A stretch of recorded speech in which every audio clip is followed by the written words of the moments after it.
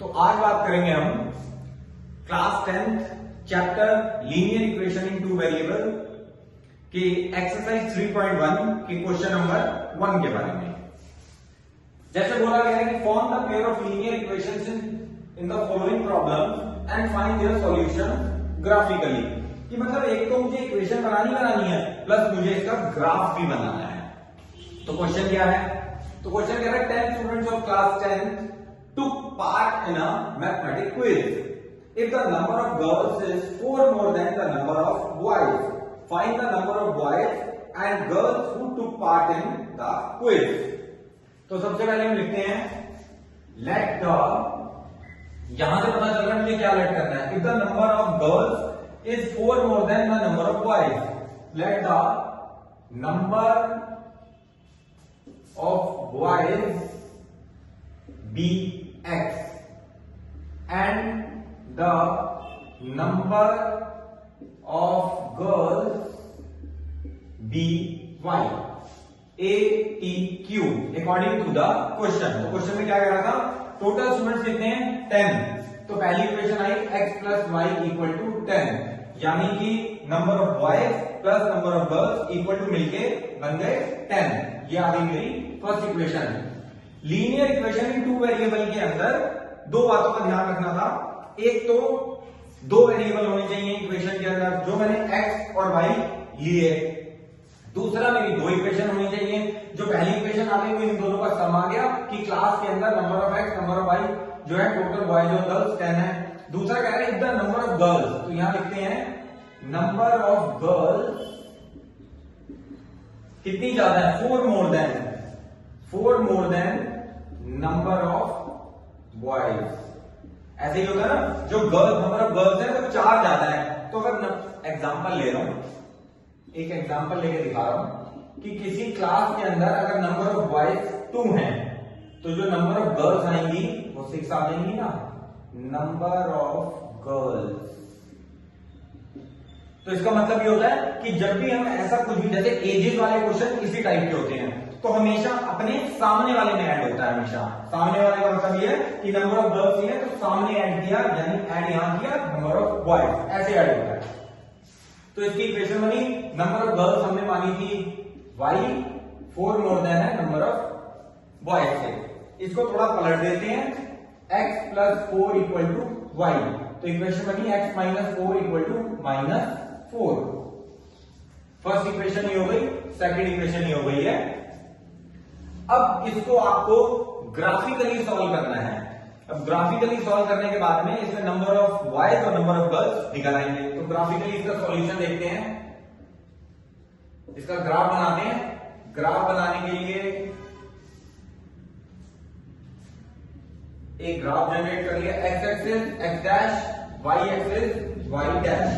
सबसे पहले इसके बॉक्सेस बनाने होते हैं, बॉक्सेस। अब बॉक्सेस कैसे बनाते हैं? यानी फर्स्ट इक्वेशन है x plus y equal to 10, इसका एक मैंने बॉक्स बना लिया। ऐसे ही x minus y equal to minus 4, इसका भी हमने एक बॉक्स बना लिया। x की वैल्यू डाल देते हैं 0, तो आ गया आंसर 10। y की वैल्यू भी डाल देते हैं 0, तो आ गया आंसर 10। सॉरी, y की वैल्यू डाल देते हैं 0, तो आंसर आ गया 10। 0 लेना क्यों इंपॉर्टेंट और बेहतर है? क्योंकि 0 लेने से जो मेरा ग्राफ है वो मेरा एक्सिस पे टच करता है प्रॉपर, तो मेरा प्रॉपर ग्राफ बनेगा। ऐसे ही x और y, x की वैल्यू मैंने 0 डाल दी तो माइनस से माइनस कैंसिल, y की वैल्यू आ गई 4। ऐसे ही अगर y की वैल्यू मैंने 0 डाल दी तो मेरी x की वैल्यू आ गई -4। तो इसका ग्राफ जनरेट करते हैं और देखते हैं हमारा आंसर क्या है। x के ऊपर मैक्सिमम जो वैल्यू है पॉजिटिव में वो है 10, यानी 0 1 2 3 4 5 6 7 8 9 10। 1 2 3 4 5 6 7 8 9 10। ऐसे ही नेगेटिव में माइनस है, -4 है, -1 -2 -3 -4 1 -5 तक लिख लेते हैं, -4 तक भी ओके है। ऐसे ही y में भी 1 2 3 4 5 6 7 8 9 10। 1 2 3 4 5 6 7 8 9, इसको थोड़ा एक्सटेंड कर देता हूं मैं, 10। पॉजिटिव के अंदर 4 है, नेगेटिव में कोई वैल्यू नहीं है, 1 और 2 माइनस में वैल्यू डाल देते हैं। आप इसको प्लॉट करते हैं, 0 पे 10, x की वैल्यू 0 पे, y की वैल्यू 10, यहां आ गया 10 पे 0, 10 पे 0 यहां आ गया। तो यहां से पूरे एक्सिस के ऊपर ये लाइन कट कर गई है। इसको पॉइंट को लिख लेते हैं। ये पॉइंट था पहला, हमें आ गया 0 से 10, 0 से 10, दूसरा पॉइंट है 10 पे 0, 10 पे 0। अगेन सेकंड जो लाइन है उसको ड्रॉ करते हैं, 0 पे 4, 0 पे 4, -4 पे 0, -4 पे 0,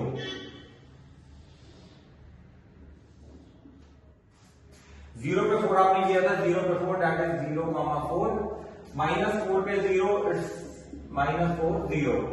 ये मेरा एक रफ हैंड डायग्राम है। जो डायग्राम आपको एक्चुअली बनाना है, जो ग्राफ पेपर में बनाना है, जिससे पॉइंट जो आपके एकदम एक्यूरेट आएंगे। अब मैं इसमें ये भी बताऊंगा कि आपको कैसे पता चलता है कि आपका आंसर करेक्ट है कि नहीं है। अब कायदे से जहां पे ये पॉइंट मेरा कट कर रहा है, ये मेरा आंसर है, ये और ये मेरा आंसर है। तो दैट मीन्स जो मैंने बनाया है उसके अकॉर्डिंगली मेरी x की वैल्यू आई है 3 और मेरी y की वैल्यू आई है 7। यानी x का मतलब हो गया कि मेरे नंबर ऑफ बॉयज जो हैं वो है 3 और जो नंबर ऑफ गर्ल्स हैं वो है 7। अब मैं ये चेक करके दिखाता हूं कि ये दोनों वैल्यू क्या मेरी करेक्ट है। वैसे तो मेरा डायग्राम रफ है, एक्चुअली डायग्राम जो है वो आप ग्राफ पेपर में बनाएंगे, लेकिन फिर भी मैं चेक करवाता हूं एक चीज। हमने दो मेथड पढ़े हैं, एलिमिनेशन मेथड और सब्स्टिट्यूशन मेथड। तो एलिमिनेशन मेथड से इसको सॉल्व करके देखते हैं क्या हमारा आंसर सही है। तो फर्स्ट इक्वेशन थी x plus y equal to 10, दूसरी थी x minus y equal to -4।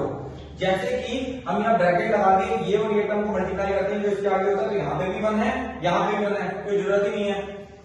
ये प्लस और ये माइनस है, कैंसिल कर दिया मैंने इसको।